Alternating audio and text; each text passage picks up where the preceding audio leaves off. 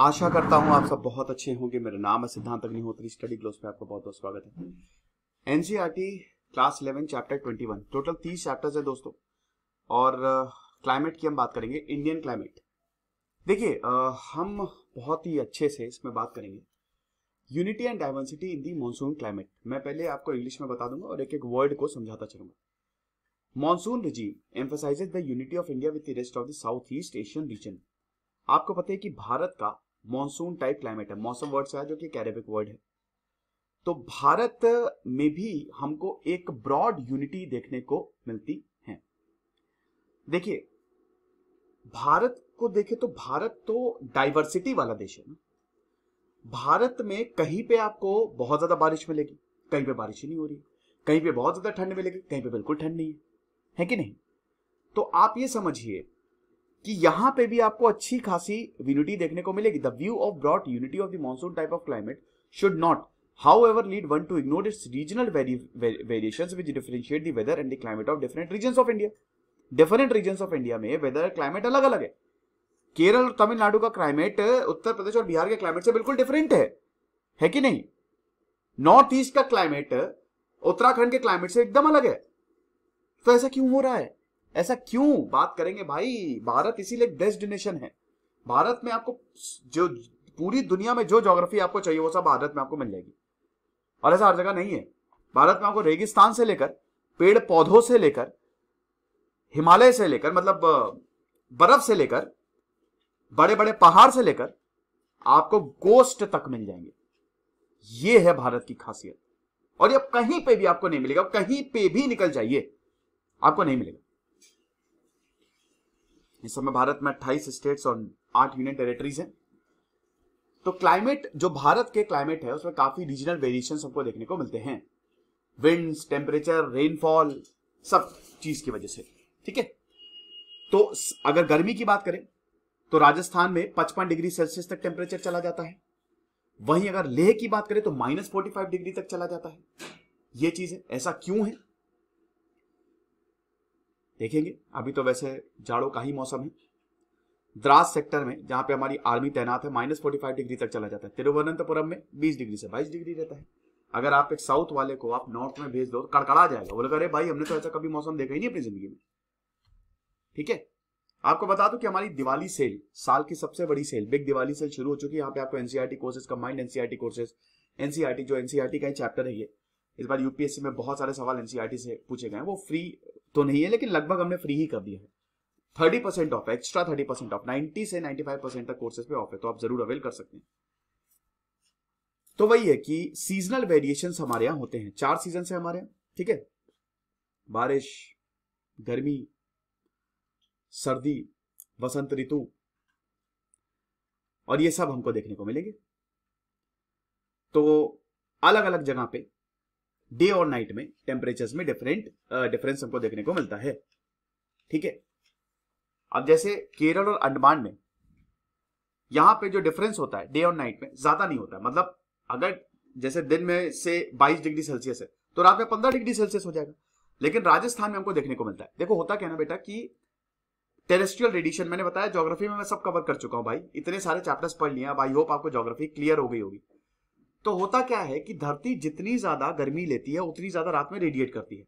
तो जितनी तेजी से, और आपको बता दो कि लैंड जो है वो सी वाटर से ज्यादा गर्म होता है, वो ज्यादा गर्म होता है। ठीक है ना।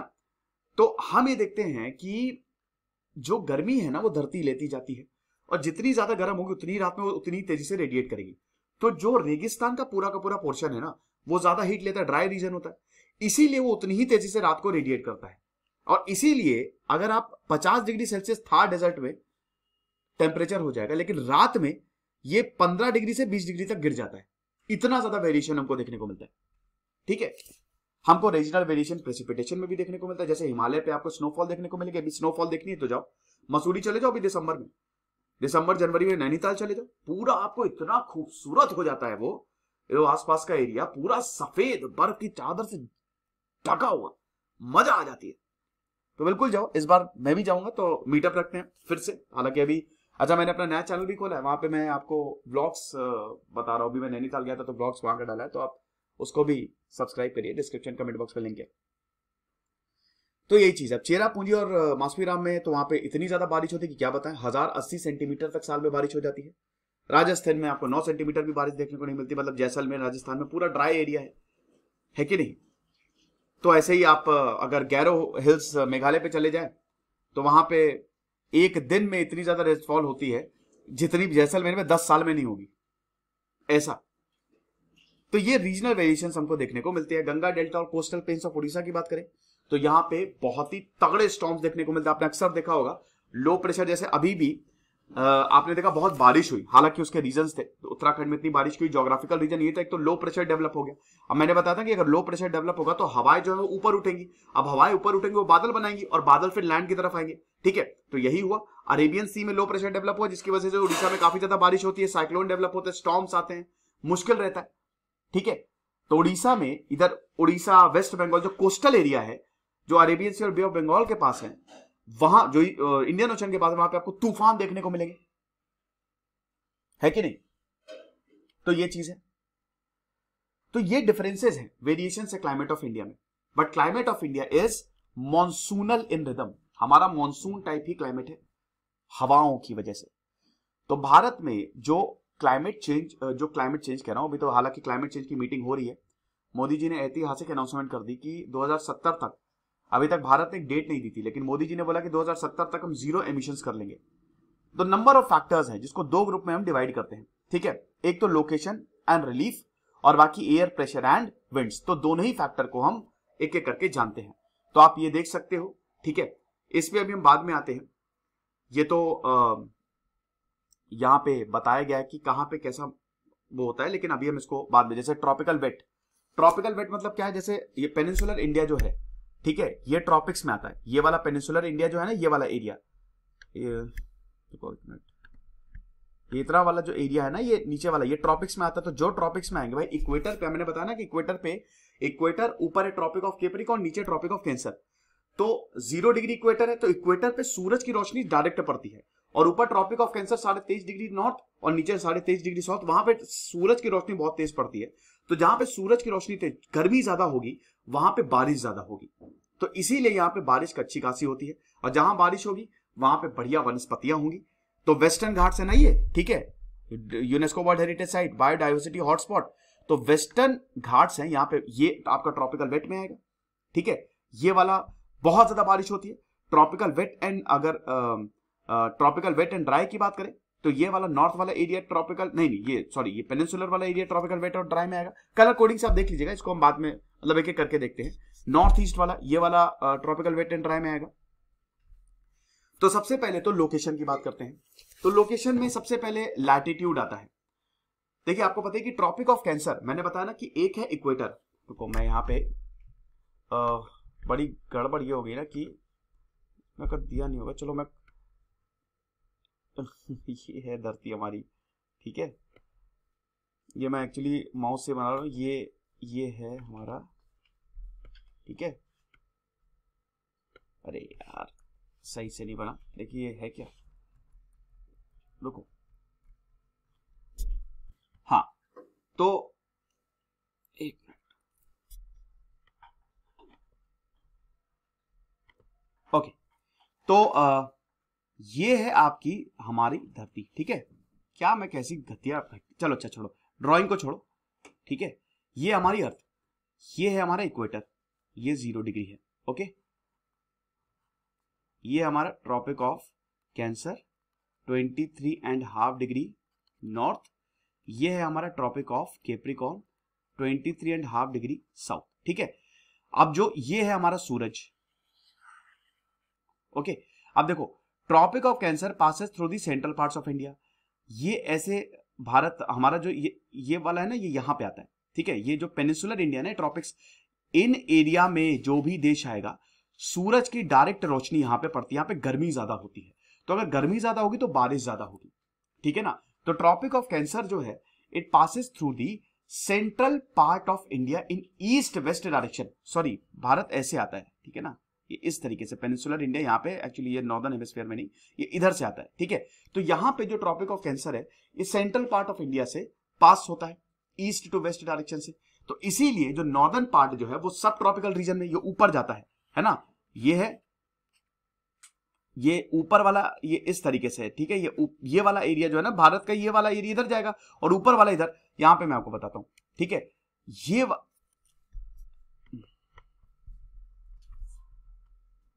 अरे बंद हो जा भाई, समझा देता हूं, ताकि समझा तो चुका ही हूं मैं। हाँ, ये वाला जो रीजन है ना, ये आता है आपका ट्रॉपिक ऑफ कैंसर में, और ये वाला सब ट्रॉपिक्स में आता है, ऊपर के साइड में आता है। तो भाई इसीलिए इस वाले एरिया में आपको बारिश ज्यादा देखने को मिलती है, और ऊपर वाला एरिया क्या, हिमालय की वजह से भी वो ठंडा है, ठीक है। तो northern part of India lies in subtropical and temperate zone, and part lying of the south of tropic of Cancer falls in the tropical zone, ठीक है।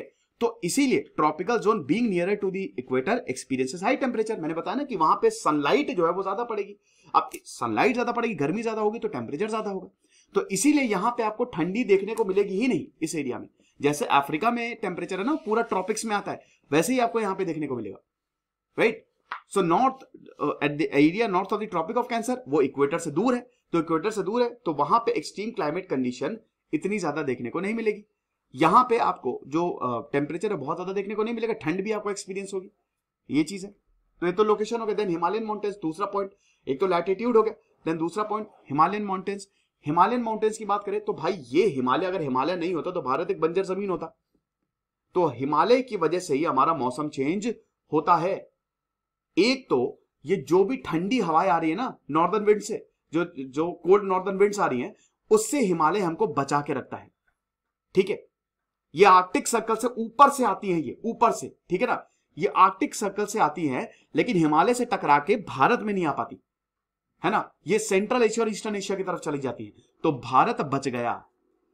साथ ही साथ जो मॉनसून से हवाएं आती हैं, दूर से मॉनसून से जो हवाएं आती है, वो भी हिमालय रोक लेता है और वो भारत की तरफ डाइवर्ट कर देता है। तो इसीलिए भारत में मॉनसून हिमालयन की वजह से। Then distribution of land and water, ये भी आपको पता ही है कि डिस्ट्रीब्यूशन ऑफ, जो देखिए भारत में इंडियन ओशन है, ठीक है, ये है भारत, है ना। यहां पे आपका है अरेबियन सी, यहां पे आपका है बे ऑफ बंगाल, और ये है आपका इंडियन ओशन, राइट। तो ये भारत तीनों तरफ से पानी से घिरा हुआ है। और ये अगर देखें, देखो मैंने ऐसे ही थोड़ा सा बना दिया है, ठीक है, आपको चिल्लाने मत रखना, मैंने खाली एग्जांपल के ही उससे बनाया है, वैसे मेरी आर्ट बहुत खराब है।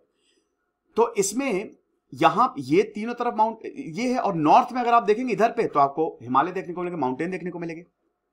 तो अब आपको पता ही है कि अगर लैंड के कंपैरिजन की बात करें तो मैंने कई बार बताया है कि पानी धीमे गर्म होता है, जमीन जल्दी गर्म होती है, राइट। तो ये जो डिफरेंस है ना लैंड और सी में, ये एयर प्रेशर जोन बनाता है। अभी मैं कई बार बता चुका हूं, मैं फिर से बता दे रहा हूं। देखो अगर टेम्परेचर ज्यादा होगा, याद रखना, अगर टेम्परेचर ज्यादा होगा तो प्रेशर क्या होगा, कम होगा, ठीक है। वैसे तो pressure equal to force upon area होता है, लेकिन अगर टेम्परेचर ज्यादा हुआ तो प्रेशर कम होगा, अगर टेम्परेचर कम हुआ तो प्रेशर ज्यादा होगा, राइट। और याद रखना कि हमेशा high pressure to low pressure चीजें जाती हैं, कई बार मैं बता चुका हूं, ठीक है। मैं फिर से बता रहा हूं, इसको आप एग्जांपल से ध्यान रख लो, ठीक है। जैसे मान लो कि जैसे ये है आइस है, आइस में मॉलिक्यूल बहुत ही क्लोजली पैक्ड रहते हैं, क्यों, क्योंकि इसका टेम्परेचर बहुत कम होता है, 0 डिग्री होता है ना, तो इनका प्रेशर ज्यादा है ना। अगर मान लो कि एक जगह पे मैंने बहुत सारे लोगों को भर दिया है, ठीक है ना, और वहां पे टेम्परेचर ज्यादा है, लेकिन अगर मैंने गर्मी देनी शुरू कर दी तो सब इधर उधर भागेंगे ना, तो इस कमरे का प्रेशर कम होगा। सिर्फ एक एग्जांपल के तौर पे मैं बता रहा हूं। तो यानी कि अगर टेम्परेचर ज्यादा है तो प्रेशर क्या है, कम होगा, और टेम्परेचर अगर कम है तो प्रेशर ज्यादा होगा। तो अब यहां पे अगर अब देखिए जैसे लैंड है, ठीक है, लैंड है, तो लैंड जो है वो ज्यादा गर्मी लेगा ना, यानी कि लो प्रेशर क्रिएट होगा, यहां पे लो प्रेशर क्रिएट होगा, तो भाई प्रेशर ज्यादा है। तो अब जो हवाएं हैं और सी जो है, ठीक है, कंपैरिजन की बात करें तो जो समुद्र है वहां पे प्रेशर ज्यादा होगा, क्यों, क्योंकि टेम्परेचर कम होगा। तो मैंने क्या बताया था कि ऑलवेज हाई प्रेशर, सी में हाई प्रेशर है टू लो प्रेशर, यानी कि लैंड की तरफ ये हवाएं जाएंगी, राइट। और रात में, दिन में होता ही, और रात में उल्टा हो जाता है, ठीक है। तो इसीलिए हम ये देखते हैं, और ऐसे ये वेदर का भी वेरिएशन होता है। तो ये जो डिफरेंस होता है ना लैंड और सी में, हाई प्रेशर लो प्रेशर, इसकी वजह से डिफरेंस क्रिएट होता है प्रेशर जोन्स में, राइट। तो ये जो डिफरेंस इन एयर प्रेशर होते हैं, यही जो होता है वो reversal in the direction of monsoon winds. अभी बात करेंगे इसके और अच्छे से। फिर उसके बाद हमारी बहुत लंबी कोस्ट लाइन है, बहुत लंबी लॉन्ग कोस्ट लाइन है, हमारे लार्जर कोस्टल एरिया से। तो भारत जो है इतनी जबरदस्त कोस्ट लाइन है, तो इसीलिए जहां पे कोस्ट लाइन ज्यादा होगी, समुद्र होगा, तो वहां पे एक्सट्रीम्स ऑफ क्लाइमेट आपको देखने को मिलेगा ही मिलेगा। मुंबई और कोंकण कोस्ट में लोगों को पता ही नहीं कि एक्सट्रीम टेम्परेचर होता क्या है, क्योंकि वहां पे टेम्परेचर एक तरीके का रहता है कि नहीं। दिल्ली, कानपुर, अमृतसर में गर्मी वहां पे जबरदस्त और सर्दी भी वहां पे जबरदस्त। फिर एल्टीट्यूड, मैंने बताया कि टेम्परेचर जैसे जैसे आप ऊपर जाओगे, मैं यहाँ पे आपको दिखाता हूं, है ना, जैसे ये भारत है, ठीक है। अब जैसे जैसे यहां पे तो बहुत गर्मी रहेगी, इक्वेटर, ये रट लो बेटा, equator, tropic of cancer, tropic of capricorn, लेकिन जैसे जैसे नॉर्थ पोल पे जाओगे सूरज की रोशनी कम पे पड़ेगी ना, तो यहाँ पे एल्टीट्यूड से टेम्परेचर घटता जाता है, ठीक है, ये टेम्परेचर घटता जाता है, ठीक है। और यही नॉर्थ ईस्ट माउंटेन में भी होगा, हिमालय पे भी होगा। तो अब आगरा और दार्जिलिंग में ये सेम एल्टीट्यूड पे है, लेकिन टेम्परेचर आगरा में 16 डिग्री है और दार्जिलिंग में 4 डिग्री सेल्सियस है। अब इसका रीजन ये भी है क्योंकि जहां पे माउंटेन होंगे, जहां पे पहाड़ियां होंगी, वहां पे टेम्परेचर ज्यादा होगा ही होगा, क्योंकि हवा पतली हो जाती है, इसीलिए माउंटेन्स में यार वेरी कोल्ड क्लाइमेट हमको देखने को मिलता है। फिर उसके बाद रिलीफ, अब जो हमारा फिजियोग्राफिक डिवीजन है वो भी temperature, air pressure, speed of wind को इफेक्ट करता है। फिर रेनफॉल, अब जैसे विंडवर्ड साइड और लीवर्ड साइड, ठीक है ना, पता है ना, कितनी बार बताएं, ये लीवर्ड साइड है, ये विंडवर्ड साइड है। तो windward side of east western Ghats and Assam, वहां पे ज्यादा होगी और दूसरी साइड में बारिश होगी नहीं। तो जून सितंबर में हमें देखते हैं कि वेस्टर्न घाट्स एंड आसाम में अच्छी खासी बारिश होती है, लेकिन सदर्न प्लेटू जो है इट रिमेन्स ड्राई, क्योंकि लीवर्ड साइड है वो, राइट। ऐसे ही यहाँ पे ये है ना वेस्टर्न घाट्स, तो ये विंडवर्ड साइड है, ये लीवर्ड साइड है, तो यहां पे तो बारिश आपको मिलेगी, लेकिन सदर्न प्लेटू में आपको ज्यादा देखने को नहीं मिलेगी, it will remain dry, right. अब factors related to air pressure and wind, हम इसकी बात करते हैं। तो हमको डिफरेंस समझना है लोकल क्लाइमेट्स ऑफ इंडिया में। हमको ये 3 फैक्टर्स हैं, इसमें क्या क्या फैक्टर्स अफेक्ट करते हैं। सबसे पहले तो डिस्ट्रीब्यूशन ऑफ एयर प्रेशर, पहला ये।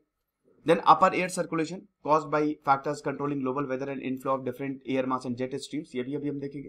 Then inflow of western cyclones, जो कि generally known as disturbance during the winter season and tropical depression, ये भी हम देखेंगे। चलो अब आपको पता चलेगा कि आखिरकार प्रॉब्लम होती क्या है। मतलब ये जो हम देखते हैं ना कि इधर लो प्रेशर हो गया, डिप्रेशन हो गया, इससे बारिश इतनी क्यों होती है। तो सबसे पहले तो mechanism of weather in the winter season, सर्दियों में वेदर का मैकेनिज्म जो है वो कैसा रहता है, surface pressure and winds. In winter months the weather condition over India generally influenced by the distribution of pressure in the central and western Asia. सब कुछ प्रेशर और टेम्परेचर से ही डिपेंडेंट है।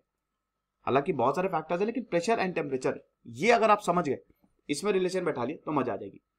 High pressure center in the region lying in the north, मैंने बताया, फिर से बता रहा हूं, मैंने आपको क्या बोला, जब भी टेम्परेचर बढ़ेगा प्रेशर घटेगा, टेम्परेचर कम होगा प्रेशर बढ़ेगा।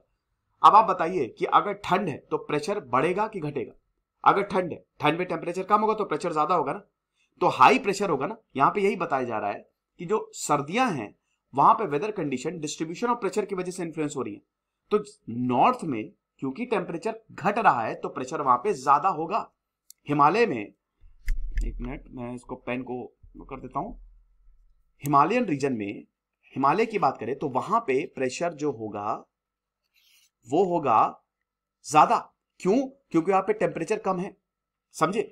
The center of high pressure gives rise to the flow air at the low level from the north towards the Indian subcontinent south of the mountain range. अब मैंने क्या बताया भाई, high pressure से low pressure जाता है ना सब कुछ। आप खुद सोचो कि आपके कमरे में, अरे यार कमरा छोड़ो, जब बहुत टेंशन होती है, बहुत प्रेशर आपके ऊपर बहुत ज्यादा होता है, तो आप चाहते हो ना प्रेशर रिलीज हो जाए, तो हमेशा फ्लो जो है ना वो हाई प्रेशर से लो प्रेशर रहता है। तो हवा का भी जो फ्लो है वो high pressure to low pressure ही रहेगा।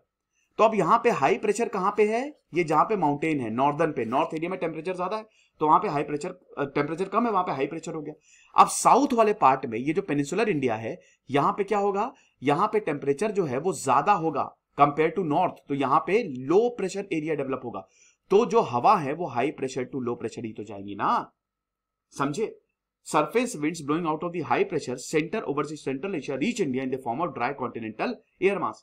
These continental winds come in contact with the trade winds over the northwestern India. The position of this contact zone is not, however, stable. वही चीज है कि हाई प्रेशर डेवलप हुआ, high pressure develop हुआ। अब यहां से जो विंड सेंट्रल एशिया से, सेंट्रल एशिया में ठंड, यहां से जो विंड आएगी वो भारत में आएंगी, राइट। हाई प्रेशर की वजह से ये जो विंड्स है ये भारत में आएगी यहां पे, और इधर नॉर्थ वेस्टर्न इंडिया से एक और विंड आ रही है, ट्रेड विंड्स, राइट।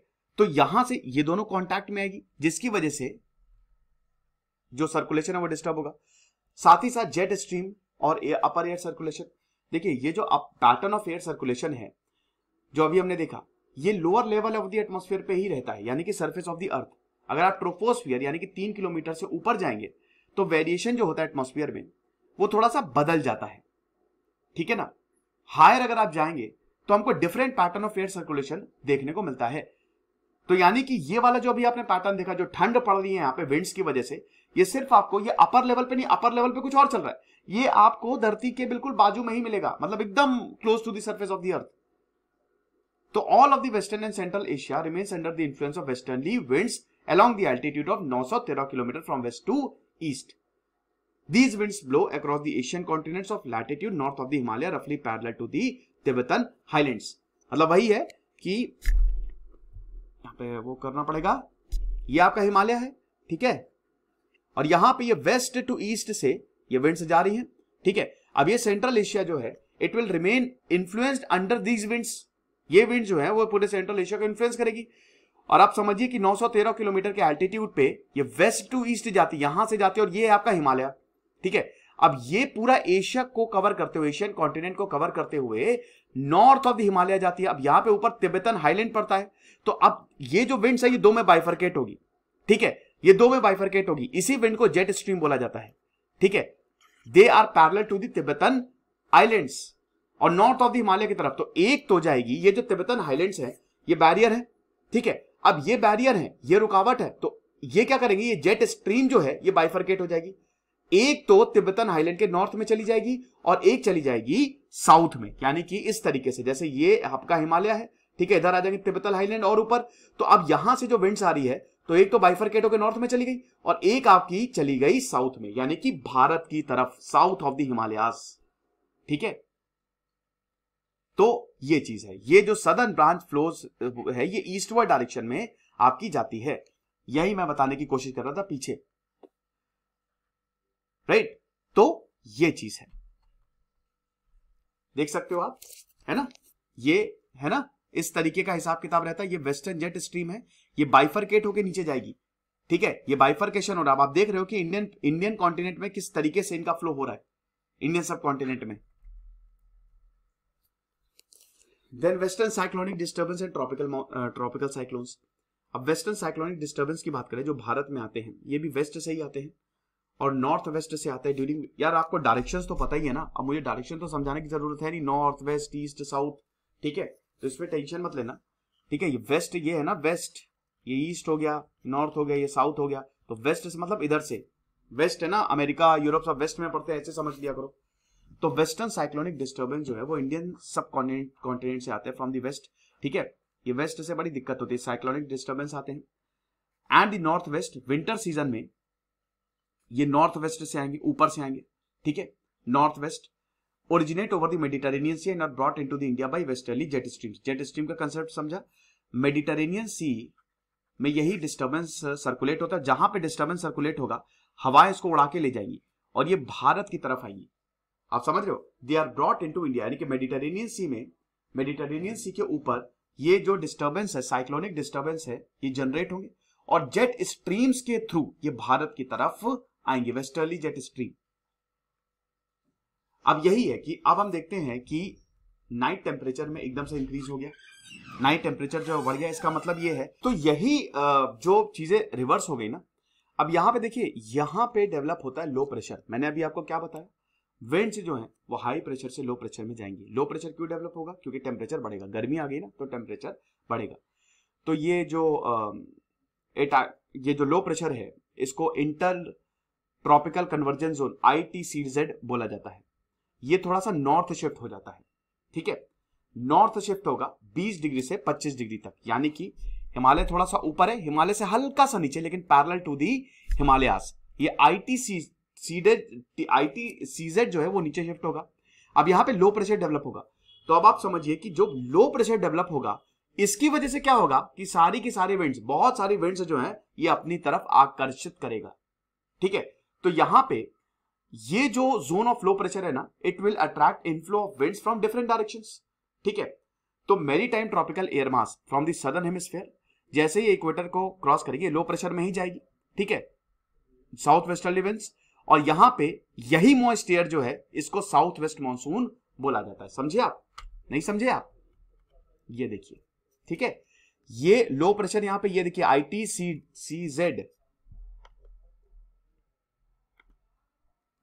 इधर ही डेवलप हो रहा है। अब देखिए जितनी भी विंड्स है ना, हाई प्रेशर डेवलप है, अब ये सब जाएंगी लो प्रेशर पे। हाई प्रेशर क्यों है? क्योंकि टेम्परेचर जो सी है वो थोड़ा ज्यादा देर से गर्म होता है। यहां पे क्योंकि गर्मी आ गई, टेम्परेचर ज्यादा है, तो अब ये देखिए विंड्स जो है डिफरेंट डायरेक्शन से it's going towards this, different direction से, इधर से भी इधर से भी, it will going towards ITCZ, मतलब यही लो प्रेशर एरिया में जा रही है। और इसी को ही दिस मॉइस्ट एयर विंड्स, क्योंकि मॉइस्चर लेके जा रही है ना, इसको साउथ वेस्ट मानसून बोला जाता है। कहने का मतलब यही है, भाई मैंने जो बताया कि भाई यही जो प्रेशर की डिफरेंस है ना, जहां पे लो प्रेशर डेवलप होगा टेम्परेचर ज्यादा होगा, हाई प्रेशर में टेम्परेचर कम होगा। तो अब समुद्र में तो हाई प्रेशर है ना, समुद्र में मैंने क्या बताया, समुद्र में अगर आप जमीन और समुद्र की बात करो तो जमीन ज्यादा तेजी से गर्म होती है, यानी कि वहां पे टेम्परेचर ज्यादा होगा तो प्रेशर कम होगा। समुद्र की बात करो तो समुद्र जो है वो धीमे धीमे गर्म होता है तो प्रेशर ज्यादा होगा। तो हाई प्रेशर से लो प्रेशर यानी कि सी टू लैंड, और ये सब मॉइस्ट एयर पूरा साउथ से लेके जाएगा, राइट। तो ये जो पैटर्न ऑफ प्रेशर है, jet stream and upper air circulation, ये again it will form at the level of the troposphere, जैसा कि उसमें था। ठीक है, अब ईस्टर्ली जेट स्ट्रीम जो है it will flow over the southern part of the peninsula in the June में जो ईस्टर्ली जेट, जो ईस्ट से जेट स्ट्रीम आ रही है, भाई वेस्ट से तो हमने देख लिया। ठीक है, अब जो ईस्ट से आएगी अगेन वो हिमालय की वजह से जो बाइफरकेट होगी और वो नीचे जाएगी जून में। ठीक है, मैक्सिमम स्पीड इसकी 90 किलोमीटर प्रति घंटा रहती है। अगस्त में क्या होगा, it will confine to 15 degree north latitude and September 22 degree, यानी कि आप देख रहे हो ये ऊपर जा रही है धीमे धीमे। ये लैटिट्यूड का हिसाब किताब समझो, नहीं समझोगे तो दिक्कत आएगी। ज्योग्राफी ऐसे, क्योंकि 11th लेवल की ज्योग्राफी है, अगर आपको डायरेक्ट इसमें कूद गए तो बहुत मुश्किल होने वाली है। ये 0 डिग्री है ना, ये उसके बाद बढ़ता जाएगा ना 1 डिग्री 2 डिग्री, ऐसे ऐसे करते करते ऊपर बढ़ता जाता है एंगल। तो यहां पे अब आप देखो कि जून में तो ये 15 डिग्री, यानी कि ये भारत है, मतलब ये तो ट्रॉपिक ऑफ कैंसर मान लेते हैं हम। ठीक है, तो ये भारत है यहाँ पे। ठीक है, अब ये 15 डिग्री इधर साइड आएगा तो अब ये धीमे धीमे ऊपर जाएगी, समझ रहे हो। ये विंड जो है वो धीमे धीमे ऊपर जाएगी, तो 22 degree north latitude. Eastern lie जो है normally do not extend to the north of 30 degree north latitude in the upper atmosphere. तो ये चीज है। उसके बाद easterly jet stream and tropical cyclones की बात कर लेते हैं। अब यही ईस्टर्ली जेट स्ट्रीम जो है ये ट्रॉपिकल डिप्रेशन भारत में लेके आता है। अब ये डिप्रेशन जो है, डिप्रेशन आएगा इसका मतलब क्या होगा, लो प्रेशर डेवलप होगा तो बारिश ज्यादा होगी। ठीक है, यही डिप्रेशन जो है it play a significant role in the distribution of monsoon rainfall over the entire subcontinent. यही डिप्रेशन की वजह से जो डिस्ट्रीब्यूशन ऑफ मॉनसून रेनफॉल है, ये मतलब जो रेनफॉल है, जो मॉनसून है, ये भारत में आता है, राइट। तो tracks of these depression are the areas of the highest rainfall, जहां पे जितना ज्यादा डिप्रेशन होगा वहां पे ज्यादा रेनफॉल होगी। ठीक है, frequency eight which these depression visit India, their direction and intensity all go along way in determining the rainfall pattern during the southwest monsoon period. Frequency of or at which these impression which visit India, जिस frequency पे ये भारत में आते हैं, इनकी direction और intensity यही rainfall distribution को ये डिस्क्राइब करती है, डिटरमाइन करती है। ठीक है, साउथ वेस्ट मानसून पीरियड की बात हो रही है। ओके, तो अब नेचर ऑफ इंडियन मानसून क्या है, देखिए नेचर ऑफ इंडियन मानसून है क्या, साउथ एशिया में जबरदस्त बारिश होती है। तो अब हम समझते हैं कि मानसून का नेचर क्या होता है, लेकिन सबसे पहले इसका नेचर समझने के लिए हम समझेंगे पहला ऑनसेट ऑफ मानसून। मानसून आता कैसे है, रेन बियरिंग विंड्स, वही ट्रॉपिकल साइक्लोन। भाई देखो मॉइस्चर लेके, ये हवा नमी लेके आ रही है, डिप्रेशन है, लो प्रेशर सिस्टम है, इसका मतलब जब भी लो प्रेशर सिस्टम होगा हवा हल्की हो जाएगी, वो ऊपर उठेगी। अब ऊपर उठेगी तो अपने साथ वो मॉइस्चर लेते हुए जाएगी और लैंड की तरफ आएगी तो बारिश करवाती है। अभी जो उत्तराखंड में बारिश हुई ना, ये बे ऑफ बंगाल में low pressure system, Arabian system में लो प्रेशर सिस्टम डेवलप था। ठीक है, so rain bearing system, and the relationship between their frequency and distribution of monsoon rainfall and break in monsoon. तो तीनों चीजों को एक साथ हम समझते हैं। चलिए सबसे पहले तो ऑनसेट ऑफ मानसून की बात करते हैं। तो ऑनसेट ऑफ मानसून अप्रैल और मई में जब सूरज बहुत तेजी से चमकता है, फिर से हम यहां पे मैप बनाएंगे। मैप क्या बनाएंगे, मतलब धरती को बनाएंगे मैप। क्या ये बहुत गंदी धरती बन रही है। चलो अच्छा, मैं एक काम करता हूं, मैं ऐसे कर देता हूं, ठीक है। ये आप सर्कल समझ लीजिए, ये है इक्वेटर, ये है ट्रॉपिक ऑफ कैप्रिकॉर्न, ये है ट्रॉपिक ऑफ कैंसर, ठीक है। तो अब अप्रैल में क्या है, ये सूरज है। अब सूरज जो है बड़ी तगड़ी गर्मी फेंकेगा यहाँ पे, यही इसी जगह पे बहुत तगड़ी गर्मी पड़ती है, ठीक है। तो ये it shines vertically over the tropic of cancer, the large landmass in the north of Indian gets intensely heated. इसीलिए हम देखते हैं कि भारत का जो नॉर्थ जो है ना, जो भारत का लैंडमास है, ठीक है, मैंने बताया ना कि धरती जो है वो जो लैंड है वो ज्यादा तेजी से गर्म होता है। तो इतनी गर्मी पड़ रही है कि जो लैंडमास है वो बहुत जबरदस्त हीट होता है। तभी आप देखते हैं अप्रैल मई जून में गजब गर्मी पड़ती है, जिसकी वजह से अब बताइए क्या होगा, बताओ। ज्यादा गर्मी पड़ रही है, टेम्परेचर ज्यादा है, तो बेटा क्या होगा, कमरे में बंद 50 लोग हैं, टेम्परेचर ज्यादा करते सब भागेंगे, प्रेशर रिलीज होगा, यानी कि लो प्रेशर। यही टेम्परेचर प्रेशर का याद रखना, समझ गए बेटा, याद रखो मेरी बात, पूरी ज्योग्राफी ये जो कॉम्प्लेक्स टर्म्स है ना सब समझ जाओगे। तो इसीलिए मैं बता रहा हूं, इसीलिए इसमें बार बार मैं बल दे रहा हूं कि ये प्रेशर और टेम्परेचर, ज्यादा टेम्परेचर है तो लो प्रेशर, और ये मैं इसका कारण भी बता चुका हूं, ठीक है ना। तो लो प्रेशर सिस्टम डेवलप होगा, ठीक है, इन the north western part of the sub continent. अब देखो इंडियन ओशन में तो प्रेशर ज्यादा है, मैंने बताया ना कि सी वाटर जो है, जो समुद्र का पानी है, वो वहां पे टेम्परेचर कम होगा, ठीक है। टेम्परेचर कम होगा क्योंकि ऐसा क्यों होता है, क्योंकि जो समुद्र है ना, पानी के मुकाबले जो धरती वो ज्यादा तेजी से गर्म होती है, तो पानी धीमे गर्म होगा, और धरती जो है, जो लैंड है, वो तेजी से गर्म होगा। तो अब बताओ, टेम्परेचर धरती पे ज्यादा है ना, अप्रैल में भारत में कड़ाके की मतलब बहुत जबरदस्त कड़ाके की गर्मी नहीं होगी, जबरदस्त गर्मी पड़ती है। तो इसका मतलब यह है कि लैंड पे क्या डेवलप होगा, लो pressure system.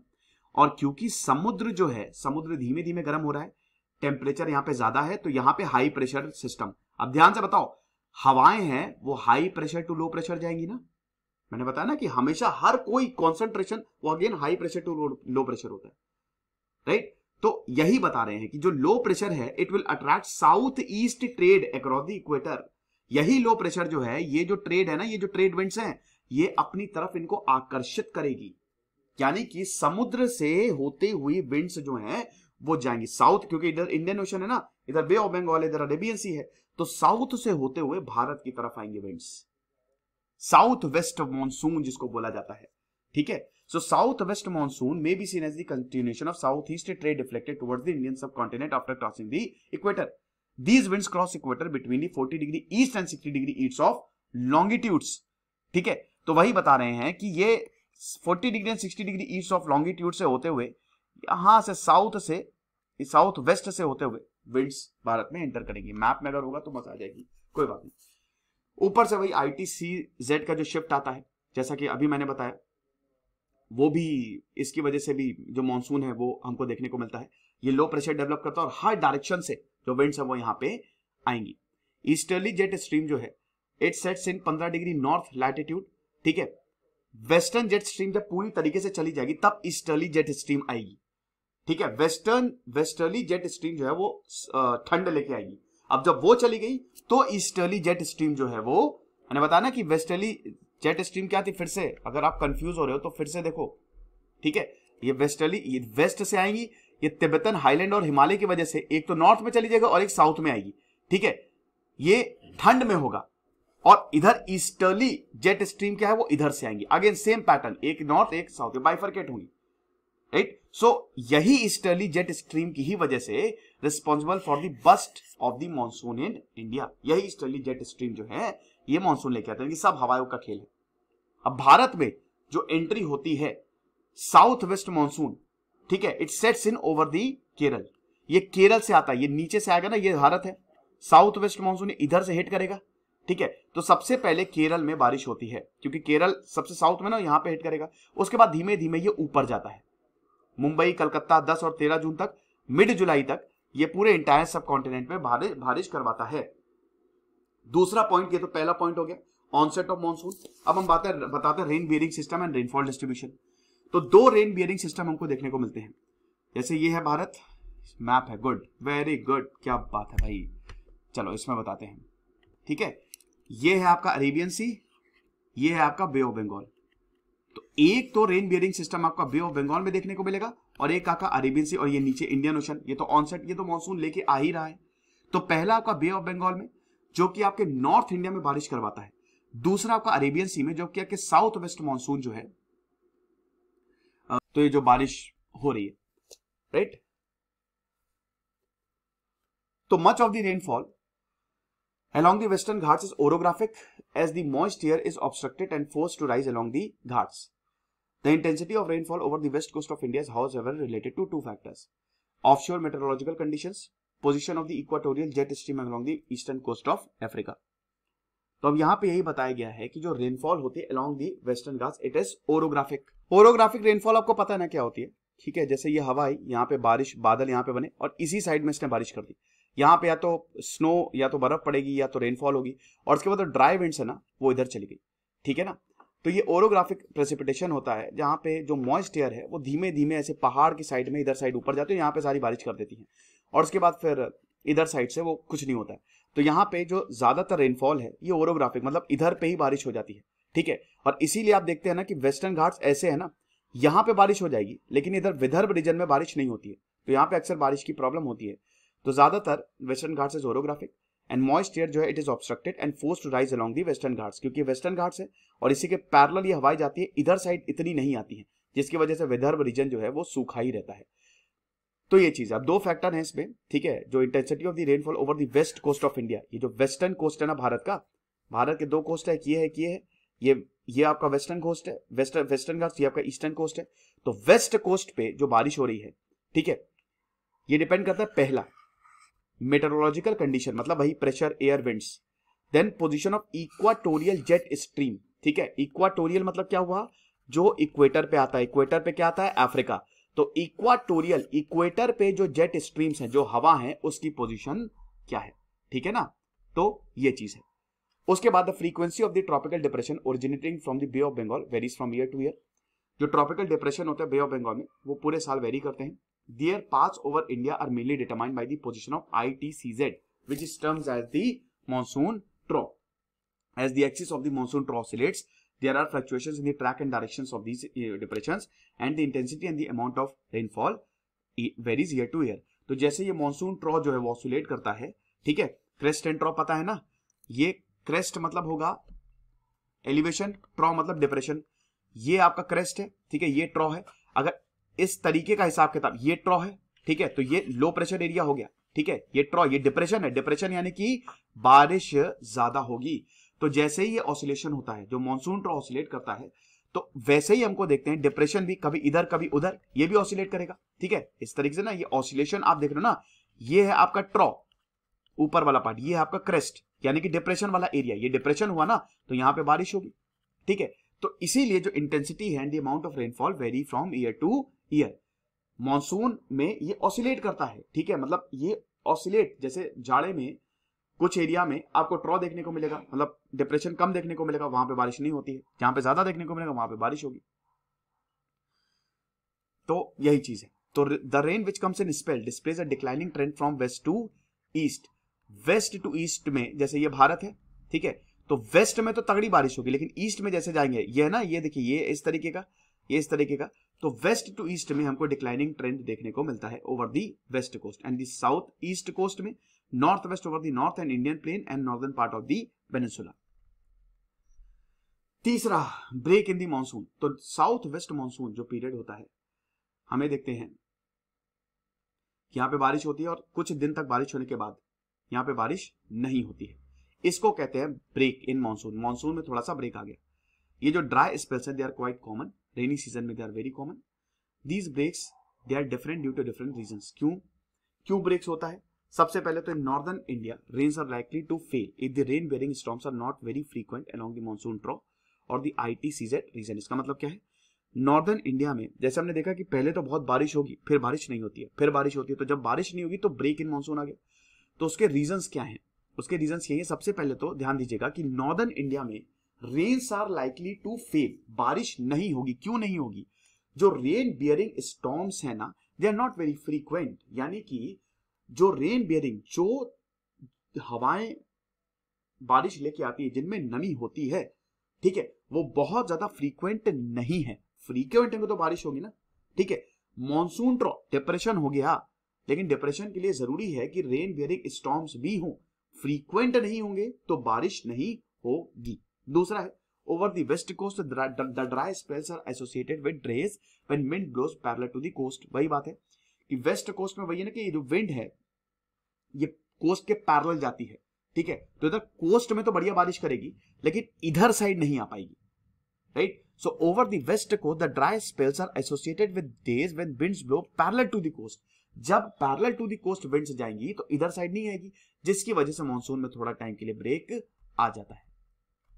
Rhythm of the seasons आप देख सकते हैं, तो अब 4 सीजन है, cold weather season, hot weather season, south west monsoon और रिट्रीटिंग मानसून, ठीक है।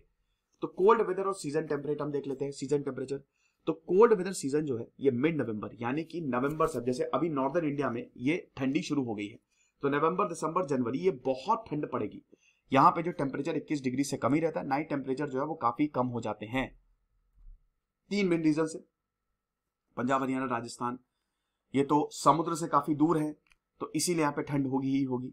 उसके बाद हिमालय से जो हिमालय से पास होंगे और जो हवा हिमालय से टकरा रही है इधर आ रही है, और स्नोफॉल जो हिमालय में होती है अभी उसकी वजह से, ठीक है।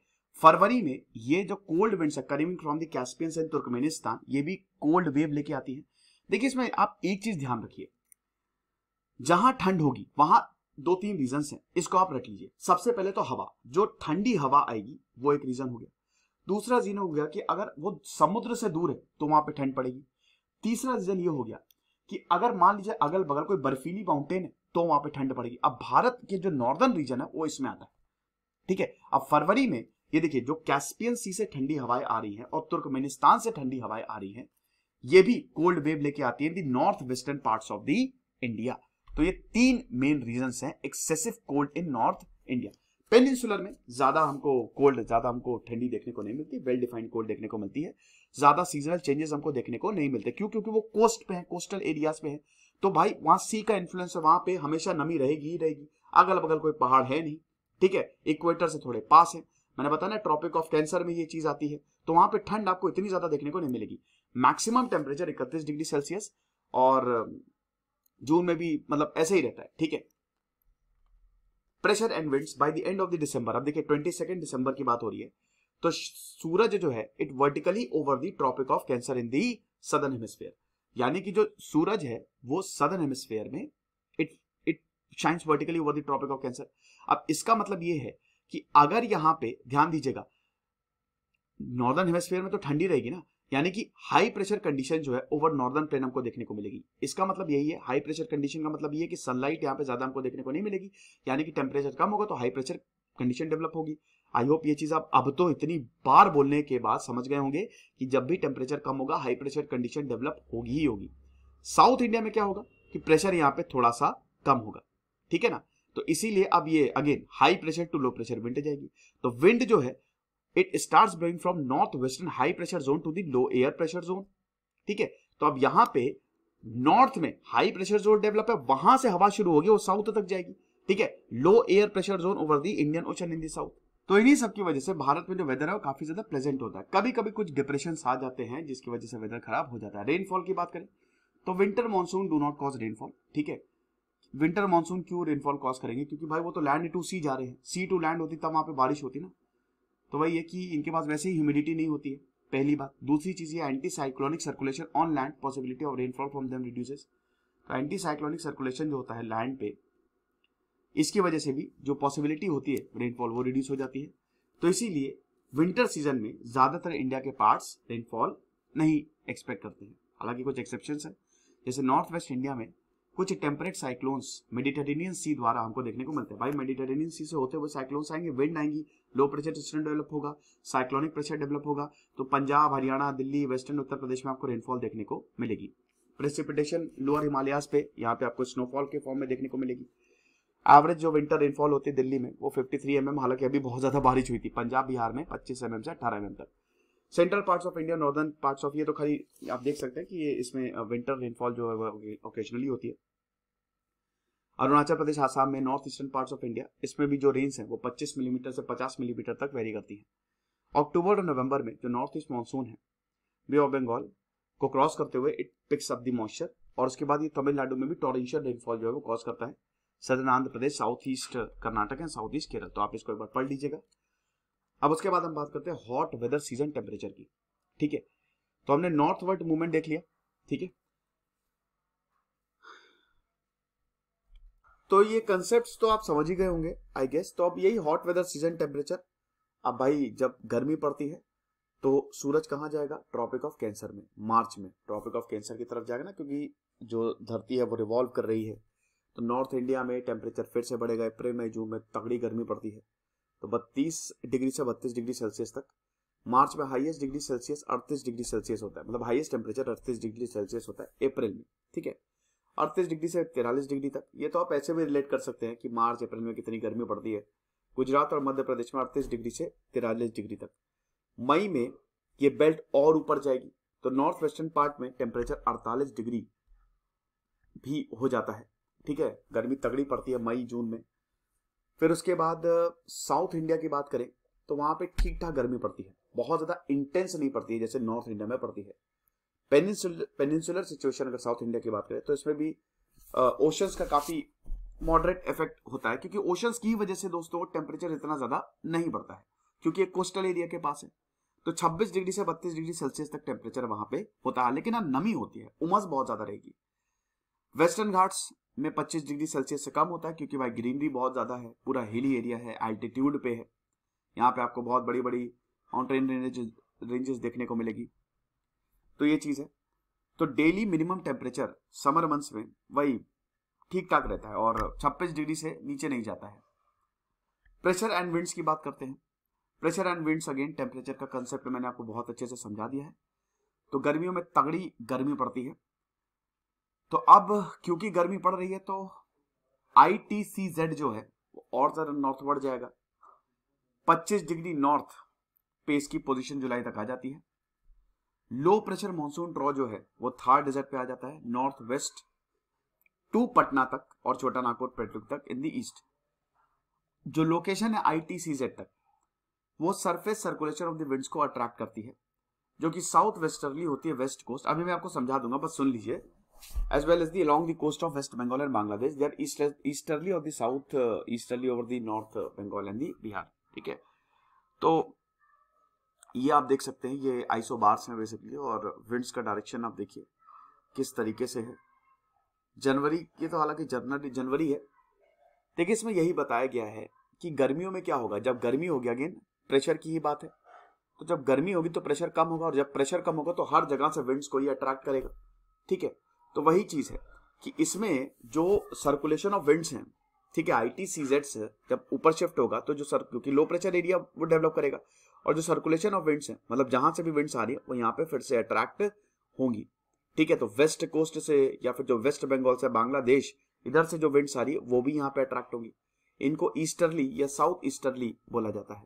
ठीक है, अब in the heart of ITCZ in the north west the dry and the hot winds known as loo. ITCZ में जो बहुत गर्म और हॉट विंड चलते हैं उनको लू बोला जाता है। ये दोपहर में चलते, कहते हैं ना लू लग गई, बाप रे बाप। और ये रात भी चल सकती है। डस्ट स्टॉर्म्स भी हमको पंजाब, मई में पंजाब, हरियाणा, राजस्थान, आंधी नहीं आंधी, और डस्ट स्टॉर्म्स को बोलते हैं, उत्तर प्रदेश में देखने को मिलते हैं। तो ये टेम्परेरी स्टॉर्म्स है। ठीक है, बहुत गर्मी पड़ती है तो उसमें ये एक साय ऑफ रिलीफ देते हैं, क्योंकि इसमें हल्की सी बारिश भी होती है, ठंडी ठंडी हवा चलती है ना। तो ये चीज है। So a sudden contact between dry and moist air gives masses give rise to air masses give rise to local storms of the greatest intensity. These local storms are associated with violent winds, torrential rains and even hailstorms. कभी कभी ओले भी पड़ जाते हैं। South west monsoon season की बात करते हैं तो अब वही है कि अब मई में टेम्परेचर बढ़ता रहता है। देखिए अभी तक हमने ठंड की बात कर ली, गर्मी की बात कर ली, अब हम साउथ वेस्ट मानसून की बात करते हैं। तो अब वही है ना, 4 आई होप आपको ये याद ही होगा, ठीक है, कि 4 जो फेनोमेना थे धीमे धीमे उसी को ही पढ़ रहे हैं, राइट। तो cold weather system, hot weather system, south west monsoon और रिट्रीटिंग मानसून, ठीक है। सो साउथ वेस्ट मानसून की बात करते हैं तो साउथ वेस्ट मानसून कैसे आएगा, जैसे टेम्परेचर बढ़ेगा, नॉर्थ में टेम्परेचर बढ़ रहा है, नॉर्थ और वेस्ट में, तो टेम्परेचर बढ़ रहा है तो लो प्रेशर कंडीशन डेवलप हो रही है, और ज्यादा डेवलप होंगी क्योंकि लैंड पे ज्यादा टेम्परेचर है।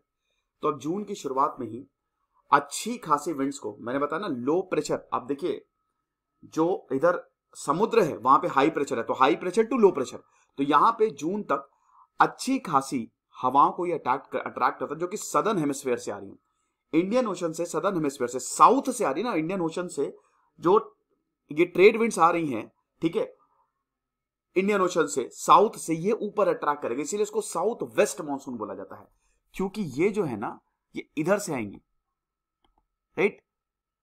अरे यार, ये ऐसे साउथ से होते हुए आएंगी और ये वेस्ट साइड से आ रही, तो इसीलिए ये साउथ वेस्ट मानसून बोला जा रहा है। तो इसीलिए हम ये देखते हैं, तो यहां से साउथ वेस्ट मानसून आता है और इस तरीके से आता है, ठीक है।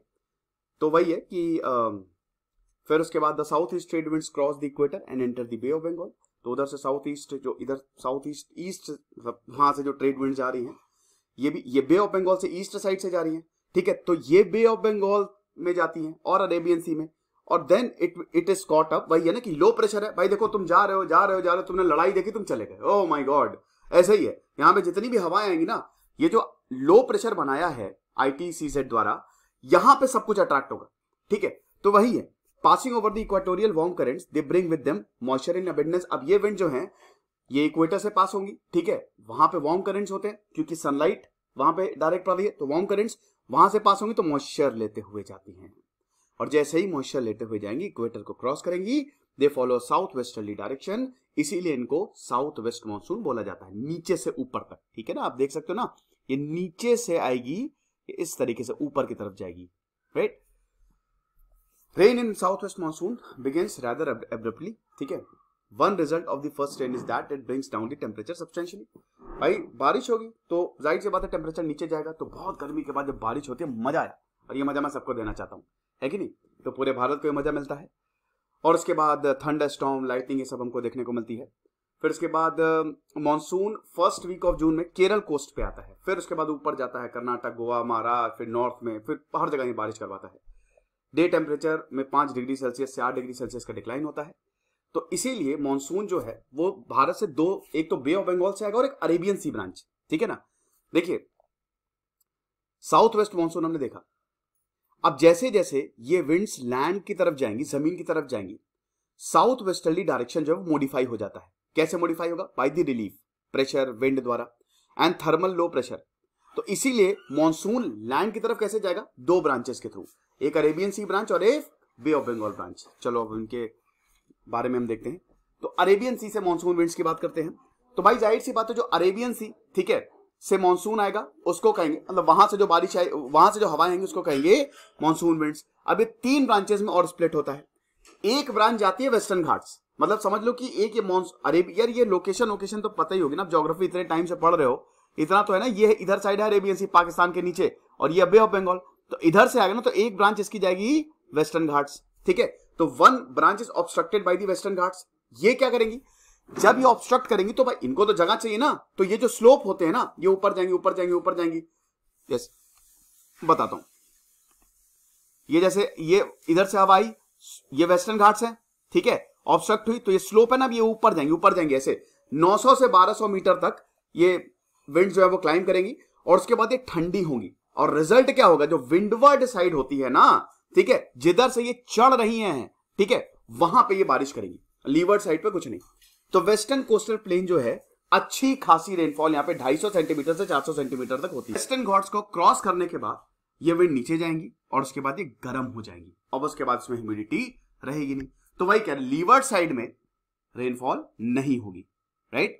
तो इसको रेन शैडो एरिया बोलते हैं। पहाड़ के एक साइड बारिश होती है, दूसरी साइड नहीं होती है। दूसरी ब्रांच कहां जाएगी? दूसरी ब्रांच जो है वो नॉर्थ ऑफ मुंबई को स्ट्राइक करेगी। मुंबई में जबरदस्त बारिश होती है, ठीक है। नर्मदा तापी रिवर वैली से होते हुए एक्सटेंसिव रेनफॉल सेंट्रल इंडिया में कॉज करती है। कितना मजा आ रहा है, आप देखो ज्योग्राफी मतलब आप ये देखो, ये आपने कभी सोचा भी नहीं होगा। अच्छा ऐसा होता है, आप तो बस मौसम का मजा लेते हो, लेकिन देखो मौसम के पीछे कितना कुछ छुपा हुआ है। छोटा नागपुर प्लेटो में 15 सेंटीमीटर तक रेनफॉल होती है इस ब्रांच से, फिर वो गंगा प्लेन की तरफ जाती है और उसके बाद बे ऑफ बंगाल से ये मर्ज हो जाती है, राइट। तीसरी ब्रांच जो है ये सौराष्ट्र पेनिनसुला और कच्छ में जाती है, फिर उसके बाद ये राजस्थान से होते हुए अलोंग द अरावलीज, अरावलीज के पैरेलल समतल निकल जाती है, इसलिए राजस्थान अरावलीज के इधर नहीं जा पाती है। अगर अरावली नहीं होता तो राजस्थान में बहुत बारिश होती, लेकिन अरावली के चक्कर में वो पैरेलल ऊपर निकल जाती, इधर नहीं आएगी, तो इसीलिए यहाँ पे ज्यादा रेनफॉल, स्कैंटी रेनफॉल होती है। पंजाब हरियाणा में से होते हुए ये बे ऑफ बंगाल ब्रांच को ज्वाइन करती है, ठीक है। तो ये चीज है, और उसके बाद ये दोनों ब्रांचेस ज्वाइन करेंगे और फिर ऊपर जाएंगी और ये वेस्टर्न हिमालयाज में बारिश करवाएंगी। अब आखिरी monsoon winds of bay of Bengal, मतलब ये दूसरी ब्रांच है, अरेबियन सी को देख लिया, बे ऑफ बंगाल ब्रांच को देख लेते हैं। तो साउथ वेस्ट मॉनसून में हमने क्या देखा, साउथ वेस्ट से मॉनसून आया, फिर इधर अरेबियन सी ब्रांच और इधर हमें देखते हैं कि यार बे ऑफ बंगाल ब्रांच। तो बे ऑफ बंगाल ब्रांच, क्योंकि भाई बे ऑफ बंगाल इधर साइड है, बांग्लादेश नॉर्थ ईस्टर्न साइड पड़ता है, ठीक है, लोकेशन याद रखना। तो it strikes the coast of Myanmar, Myanmar वहां पे पड़ेगा, म्यांमार और उसके बाद बांग्लादेश से होते हुए ये भारत की तरफ आएंगी। अराकान हिल्स है along the coast of Myanmar, ठीक है। देखो जहां पे पहाड़ होगा ना वो डिफ्लेक्ट करेंगी, पहाड़ से टकराएंगी तो या तो इधर साइड जाएंगे, उधर जाएंगे, बढ़ जाएंगी। तो याद रखना कि along the coast of the Myanmar वहां पे अराकान हिल्स है ना, तो they deflect big portion of branch towards the Indian subcontinent. तो ये पूरी की पूरी ब्रांच इंडियन सब कॉन्टिनेंट की तरफ मुड़ जाती है। यहां से ये जो ब्रांच है ये दो और मतलब इसमें स्प्लिट होती है, under the influence of Himalayas and the thermal low in the west. तो एक ब्रांच जो है वो वेस्टवर्ड जाएगी अलोंग द गंगा प्लेन्स और पंजाब प्लेन्स तक जाएगी, और दूसरी ब्रांच जो है वो ब्रह्मपुत्र वैली जाएगी, ठीक है ना। तो इधर बे ऑफ बंगाल से आई, यहां पे हिमालय की वजह से एक ब्रांच गई कहां पे, गंगा प्लेन्स में, और एक गई ब्रह्मपुत्र वैली में। तो ऐसे दो में स्प्लिट होगी, समझ गया। उसके बाद इसकी जो सब ब्रांच है वो फिर नॉर्थ ईस्ट में जाएगी, गैरो एंड खासी हिल्स ऑफ मेघालय, मासफीरा, वहां पे जबरदस्त बारिश होती है। तो ये चीज है, याद रखिएगा कि तमिलनाडु कोस्ट में इस सीजन में बारिश नहीं होती है, दो वजह से। सबसे पहले तो तमिलनाडु कोस्ट जो है it is situated parallel to the bay of Bengal branch, जो जहां पे पैरेलल होगा ना तो पैरेलली वो निकल जाएगी, समझ रहा हूं, निकल जाएगी, वो इधर आएगी नहीं, हवा आएगी तभी तो बारिश होगी ना। दूसरी चीज, it lies in the rain shadow area of the Arabian sea branch. मैंने बताया ना, जो रेन शैडो एरिया में जाएगा तो बारिश इधर होगी, पहाड़ के इस साइड होगी, दूसरी साइड नहीं होगी, दूसरी साइड आता है तमिलनाडु। अब मॉनसून रेनफॉल की कैरेक्टरिस्टिक क्या होती है, देखिए जो rainfall receive from the south west monsoon ये सीजनल इन कैरेक्टर है, आपको पता ही है, जून और सितंबर के बीच में। मॉनसून रेनफॉल जो है it is largely govern by relief और टोपोग्राफी। तो जैसे विंडवर्ड साइड है वहां पे अच्छी खासी बारिश होगी 250 सेंटीमीटर तक, लेकिन इधर लीवर्ड साइड में नहीं होती है। नॉर्थ ईस्टर्न स्टेट्स में अच्छी खासी बारिश होती है हिल रेंजेस की वजह से। ये आप देख सकते हो, ये बहुत ही शानदार मैप है और इसको आप आराम से देखो, 400 सेंटीमीटर से ज्यादा रेनफॉल कहाँ हो रही है, देख रहे हो, ये वेस्टर्न घाट्स में बहुत ज्यादा, इधर नॉर्थ ईस्ट में मेघालय साइड में बहुत ज्यादा, 200 से 400 मीटर में ये देखो तगड़ी, यहाँ पे मतलब ये इधर डार्क में, इधर north eastern side, then again western Ghats में तगड़ी होती है। तो ये आप आराम से देख लेना। देखिए 200 से 250 सेंटीमीटर रेनफॉल, बहुत ही 200 सेंटीमीटर से ऊपर बहुत ही जबरदस्त रेनफॉल मानी जाती है, ठीक है। सर नापते कैसे वो होता है यार, वो क्या कहते हैं, वो नापने वाला लगा होता है IMD में, मतलब मेट्रोलॉजिकल डिपार्टमेंट में, और जितनी बारिश होती है उसी से ही नापा जाता है, ठीक है। तो मानसून रेनफॉल जो है उसका डिक्लाइनिंग ट्रेंड होता है, जैसे जैसे आप समुद्र से दूर जाओगे मानसून डिक्लाइन होता जाएगा। कोलकाता इस समय 119 सेंटीमीटर रेनफॉल जो है वो रिसीव करता है साउथ वेस्ट मानसून पीरियड में, पटना 105। ये तो खैर रेक्टिफिकेशन है, आप देख लीजिए। मानसून रेंज जो है ये होती है और उसके बाद कुछ टाइम के लिए बंद हो जाती है, और जैसा कि मैंने बताया इसको बोला जाता है मानसून ब्रेक्स, जो अभी हमने समझा था और ये बताया था क्यों होता है। समर रेनफॉल जो है it comes in a heavy downpour leading to a considerable run off and soil erosion. Summer rainfall जो होती है उसमें अच्छा खासा सॉइल इरोजन भी हो जाता है, अनएक्सपेक्टेड होती है ये।